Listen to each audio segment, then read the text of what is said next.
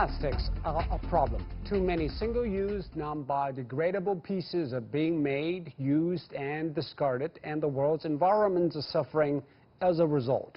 Plastic pollution is noticeable everywhere, but its long-term damage could be even worse. And a study in the journal Science warns there are no easy solutions to the problem, which are economic, behavioral, and technological. And the coronavirus pandemic has only made things even worse. To discuss the issue and its consequences, I'm joined from Beijing by Wang Dan, analyst of Economist Intelligence Unit, from London by Isabel Hilton, CEO of China Dialogue, and from Washington, D.C., Wu Changhua, Executive Director, Professional Association for China's Environment. That is our topic. This is Dialogue. I'm Zhou Yue.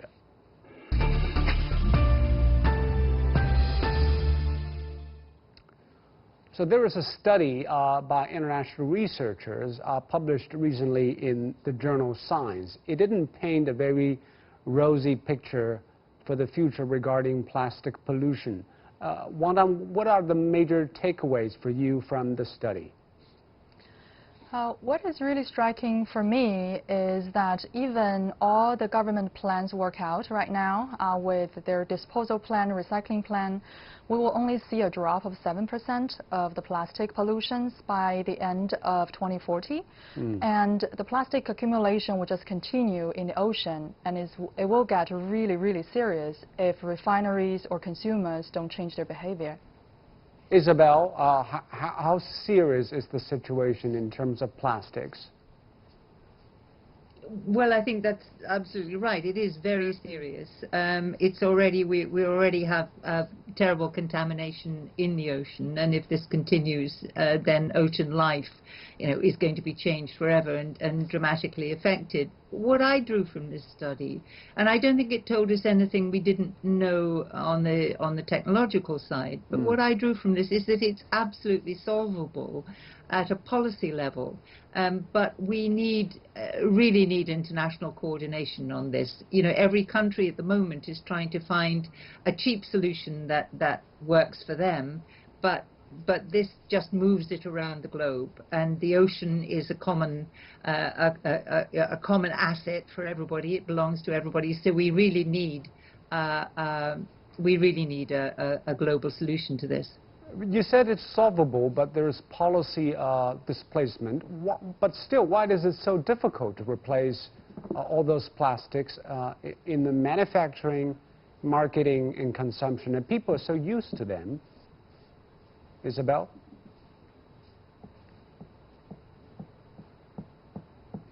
Isabel, can you hear me?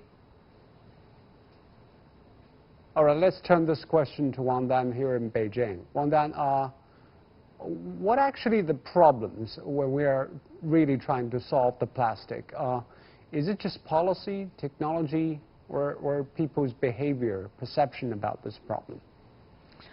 I think there's a big concern about the company behavior, because for companies, they are using actually most of the plastics, and it's very difficult for them to become pollution conscious, especially this year, post-pandemic, when we see oil price collapsed, and we know that most of plastics are made of oil. So now the companies and factories are, they're even less willing. They have even less incentive to recycle, and that's a big problem. But what are the problems do we know that plastics can cause, and why should we get rid of them? I think for plastics, there are some known risks already, because we know that it's very difficult for them to biodegrade. So when they accumulate in the ocean, they will eventually break into small particles, and they will be absorbed by fish, by different animals, and eventually be consumed by humans. We have seen confirmed study on its impact for human health, especially the risk in causing infertility, in causing brain damage. And there are also some unknown risks of getting cancer of various sorts. So it is actually getting quite a serious issue in terms of public health. But when and in what way we will suffering from those harms? Isabel, I want your take on this. What will be the damage to our environment and human health, and when? Well, it's already happening. I think, you know, researchers are already finding microplastics in fish, for example, which we consume. Now, we don't know what the long-term damage is to human health of consuming microplastics as yet, but plastics, although they are chemically inert, attract other toxins, so this is not good.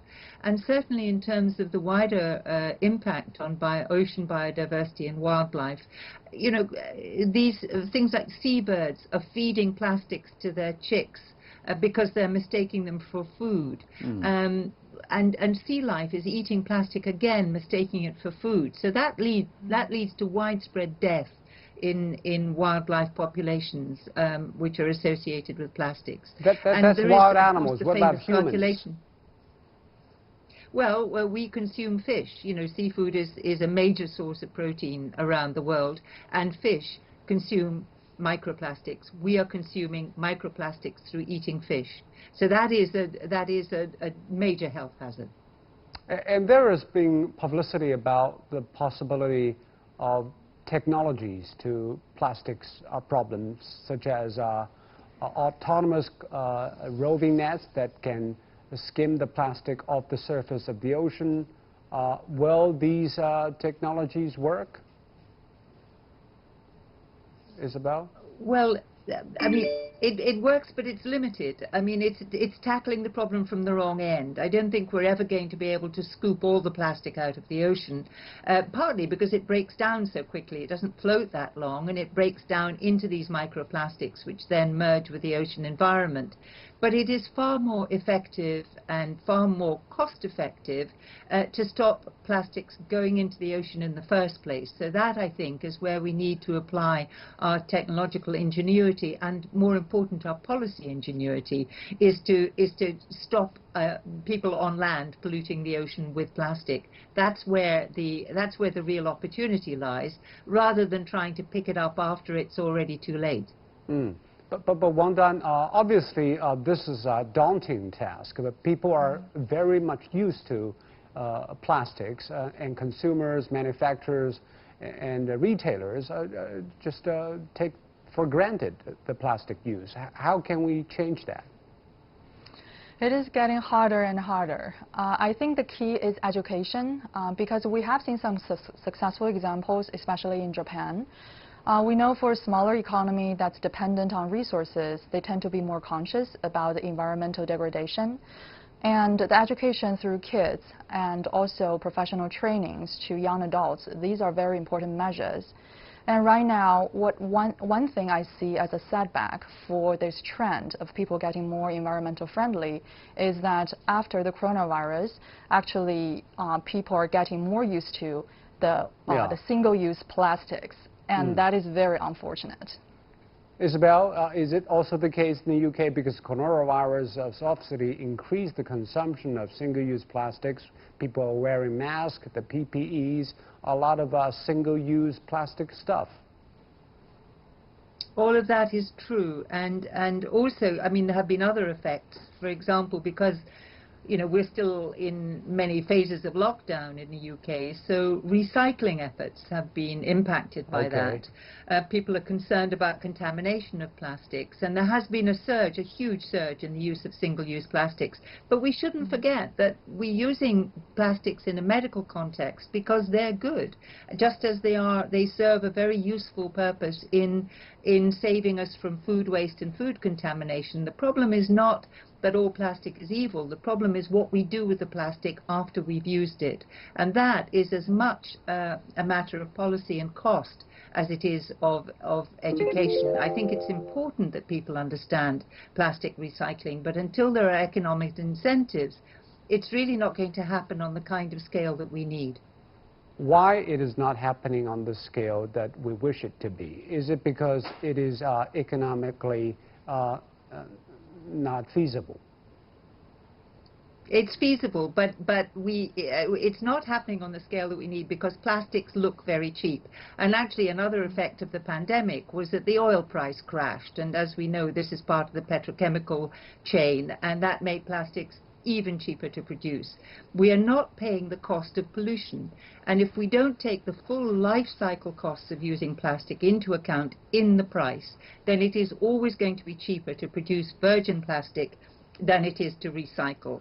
It's perfectly possible to recycle plastic, but it costs money. And you can educate the consumer all you like. Indeed, in Japan, where consumers are highly educated on plastics, they sort it, they put it all in the recycling. And until China banned the import of plastic waste, it was all going to China. So it wasn't really being recycled as the consumer thought it was being. And it's the same here. People are educated to recycle their plastic, but once it goes in the bin, they're not in control of what happens. What matters there is that it is expensive to do it properly. And so unless we embed that in the price of plastic, it won't happen. But it's perfectly possible to do it. Are you suggesting we're doing it like carbon tax, put a plastic tax on the society? And will the world accept that idea? Well, why not? I mean, the cost of not doing it is going to be much higher. And actually, you know, the carbon tax analogy is a good one. Because with a carbon tax, we're taxing something now to avoid future harms. And that's a difficult thing in taxation policy, but we understand why it's necessary. I see plastic in much the same way, that yes, it looks cheap, but it's not cheap if you think what's happening, the damage that it's doing. So that cost, the whole life cycle cost, has to be built in to the initial price, or else recycling never makes sense. But the carbon tax is a very good analogy. And then there's the question, who's going to pay the tax? Will plastic industry push back? Will the government accept the idea? Will people be ready for that? I think it will be extremely difficult right now, given that we have such an economic depression, the recession in most of the countries in the world. So even for the most environmental conscious person, he or she might slip, because people are getting nervous about reusing those recycled products, especially when it comes to plastics. And I've seen that because of the lockdowns, people are using or consuming a lot more of the home delivery. And those are actually one of the biggest culprits of using up those plastics, because they're wrapping like layers by layers. Especially when it comes to food, the layers will be even more. And some people were very conscious about not ordering food home, but during the lockdown, everybody's doing that. So I just don't think we're in a good position right now to collect more taxes or to raise consumer awareness. What about the economic incentives? Raise the prices of those plastic bags so people will buy less of them. I think China used to be a very good example by raising the prices for single-use plastic bags. But I do notice since the pandemic started, this policy has been basically put in the back burner. I guess it will take a while before the economy normalizes. We just can't see that happen. So maybe this is not an ideal time to really put forward some drastic plastic policies. But Isabel, the EU is now partially talking initiatives and partly taking some of them. How effective are those policies working in Europe? Well, again, it's now, 2 years since China banned the import of a whole range of toxic material, including plastic. And the hope was, or at least the opportunity was, that would cause a real rethink in the global recycling industry. But that really didn't happen. You know, people just looked for other places to dump, essentially, their plastic, and it went to countries that could cope even less than China. So now, at a policy level, the EU is trying to get a hold of this, and I think that it's at that level that it has to happen. I mean, I would like to see, for example, this conversation to be part of the UN negotiations under the Paris Agreement, because it also has climate change implications. I do think we need a global level, or else it'll always look for the loophole. It'll always look for the cheaper option. And I agree that, you know, this is not a moment to be talking about greater burdens on economies and on people. But we are at a moment when a lot of things have broken because of the pandemic, and we are looking at how we build back a system which doesn't repeat the mistakes of the past. So this is also an opportunity as we think of how we're going to come out of this, what are the priorities that we want. I think we should be thinking longer term and strategically, and I think that, for example, the Green Deal is a very good example of that, and we all have a lot to learn from it. And there's also the coordination of different countries. And do you anticipate the United Kingdom will probably abide by EU policies on this as we're living in the post-Brexit time? Yes, well, you certainly know how to hurt. I think my hope would be that the UK would, as indeed the government has promised, would certainly not slip below European standards on any environmental issue, and certainly the British public are looking to the government to maintain those standards. We'll see. I think governments need to be watched closely at this moment, and Britain is certainly no exception. And one that reduce, reuse, and recycle. If change is required across the whole supply chain, where and how does it start? How should we prioritize this thing? I guess the most effective way would have to be a top-down approach, because if you're waiting for the market to correct itself, you mean only for it would never China happen. or for the whole world? Probably for the whole world. China's approach right now regarding this climate change issue, it is a very good example of how this thing can be done more effectively. So the consumers' awareness is of course important, but it takes time, education for that to happen. But if there is a complete policy set ready for upstream, downstream, midstream factories to work together, and then there's the end users that also be part of this, it will be more effective. We can't leave this all to the market, because we have seen what's happening right now when we don't have a coordinated policy. But that usually takes a very strong and responsible government and international governance. But when we are facing the challenge from COVID, we cannot expect too much from the governments working now, right? Right, that is exactly the problem. And of all those things that the government is ready to do, tackling the plastic pollution is definitely not among the top 10 policy priorities. And what we can hope is actually some countries would learn from China's example of how to control the coronavirus, how to push forward the climate change policies, and get ahead in their policy regarding environmental protection. I think that would be probably one of the easier way for a lot of developing countries to do this. Right now we have seen that a lot of the ASEAN countries are basically leaving those plastics in open dump. They don't incinerate, they don't put them in the landfill. But if they just take what China has been doing, it's cheaper and it's faster, and it doesn't take really a lot of money to do. And I think they will gain a lot. And people always argue that the root of such a problem that is concerning environment often lies in the economics that sustain it. It needs an economic mechanism that encourages everybody to do the things that we want them to do. But we don't have that mechanism in place yet. What needs to happen on that? I think what really needs to happen is that we have to establish a social environment that people have deep trust in the government policy. That's to start with. And then the market and private companies need to play a leading role in this effort. They should be given prioritized or favorable policies like tax exemptions if they do better job in environmental protection. And also we need to pay a lot of attention to the informal sector, because right now tackling this plastic problem, the bottleneck is collection. The bottleneck is not treatment. So those collectors or people working in the recycling industry, they are part of the informal sector and usually don't get enough respect or attention. They need to be well compensated to do a better job, and the society should compensate them a lot better than what we see now. We have Madame Wu Changhua on the line. Society, but society is not going to pay them automatically. It needs somebody to pay. Who should be that person?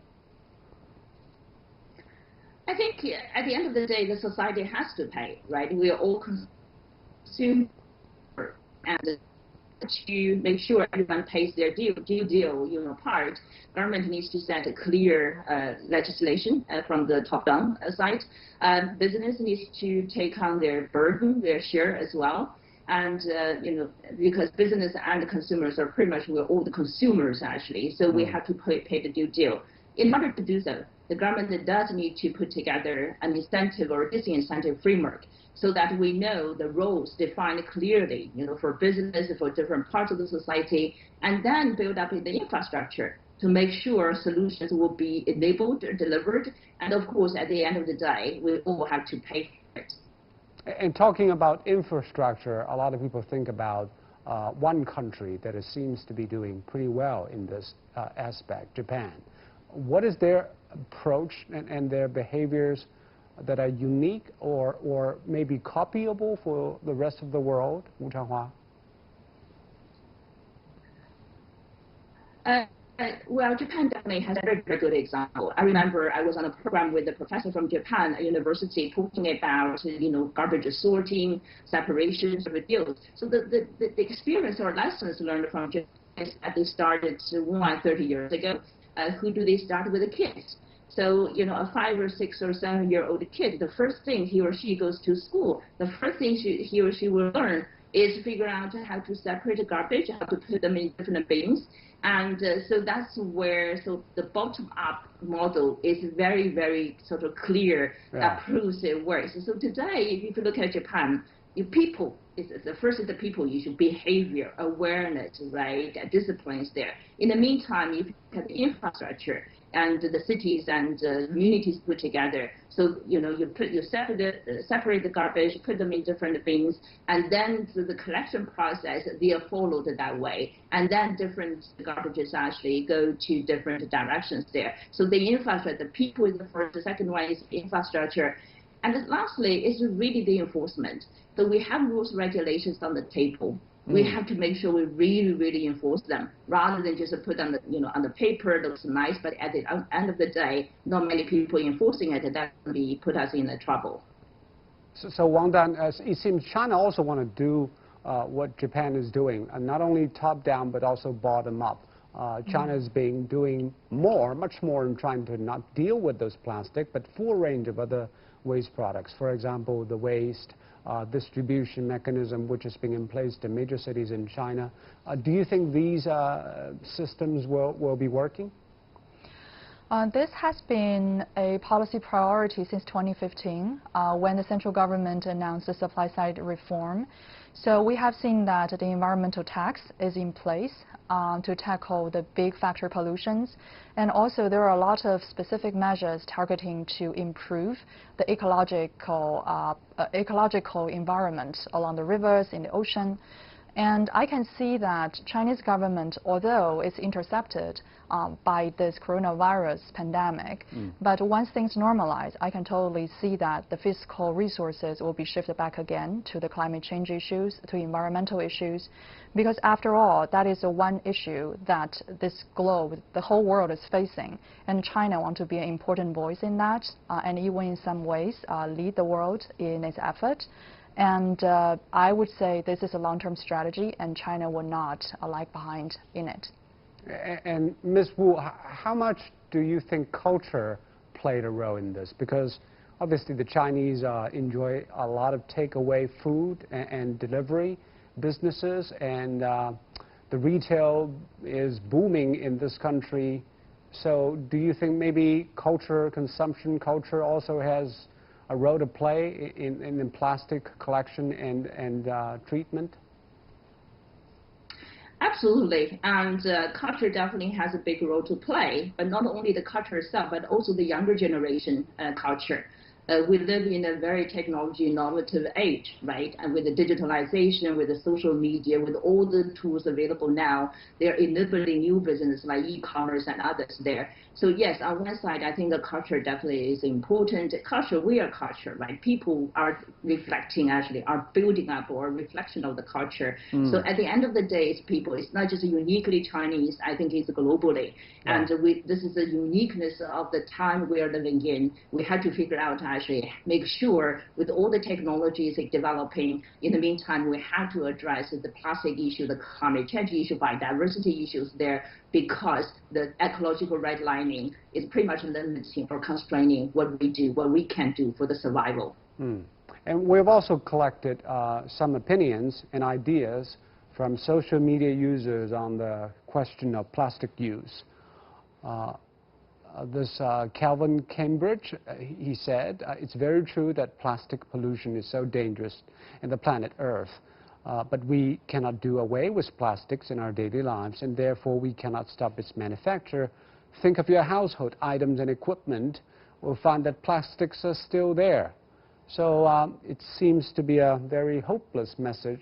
Do you think there will be a day that we will cut down dramatically on plastic use, and when and how that can happen, Ms. Wu? Yeah. Well, and let's take one step back. Plastic is a technology innovation, which was created more than 1 century ago. So over this time, it definitely has demonstrated its uniqueness, its performance, right, and role in terms of packaging materials, because of its availability, because its performance, because its lightweight, whatever the advantage it has demonstrated there. But in the meantime, actually, it's a human issue, right? We didn't really manage it well. We didn't realize, actually, if we don't really manage the flow of the plastic materials, much of it will end up in the environment, damaging the environment, like the ocean plastics there. So today, actually, I think, yes, partly we definitely need to look into alternatives, substitutes, besides reduce, reuse, recycle, whatever, redesign, all the 10 R's there. But in the meantime, actually, we do have the solutions available to make sure we have to close and shut the gate. Like we have to end any discharges of the plastics into the environment. That's why actually global action is happening now in China specifically. If you look at all the 46 cities, the first group of cities, championing zero waste cities there, the concept is we need to close the loop, right? We need to make sure we really shut the gate, make sure no plastic waste ended up in the environment, and then from there going backward to say what technologies or infrastructure or systems need to be put in place. We have pretty much mainstreamed the circular economy. We need to make sure it's a circular rather than just a linear. And many companies are committing to zero. And talking about replacement, we have seen some options already. When I go to a coffee bar or a restaurant, sometimes they offered me a straw that is made of paper or plates made of paper. Yeah. Do you think that is a possible option? But other people say, oh, this is more expensive, it won't sustain. Well, there are many, many options there. So bio-based materials to replace plastics definitely is getting more exciting, actually, to see. I've seen many, many technologies and products there. On one side, I think it's a costly issue, because today they still cost way too much, like 3 or 5 times more than plastics. So that's a barrier. Secondly, we talked about paper. So paper is also a resource. It's a forest, right? So we have to make sure we really address those issues properly, rather than say just in order to replace plastics, then whatever it takes to replace, we're going to do it. So a systemic sort of way of thinking becomes so critical today, so that whatever technologies or products we're going to roll out to replace, reduce plastics, we have to take into consideration their potential impacts on other resources there as well. So as I said, it's exciting to see innovation technologies there, but at the end of the day, it has to be an integrated solution. We have to deploy the systematic thinking in there. In the meantime, actually, as I said, I started to see more local governments coming together to take the actions, like I mentioned, the China cities. We have to leave it there. Waste. I think action's already being taken. It just needs more people to be involved. Thank you very much, Zhanghua. Thank you. Well done. And also. and you've been watching Dialogue here on CGTN. I'm Drew in Beijing. Thanks for watching. Goodbye.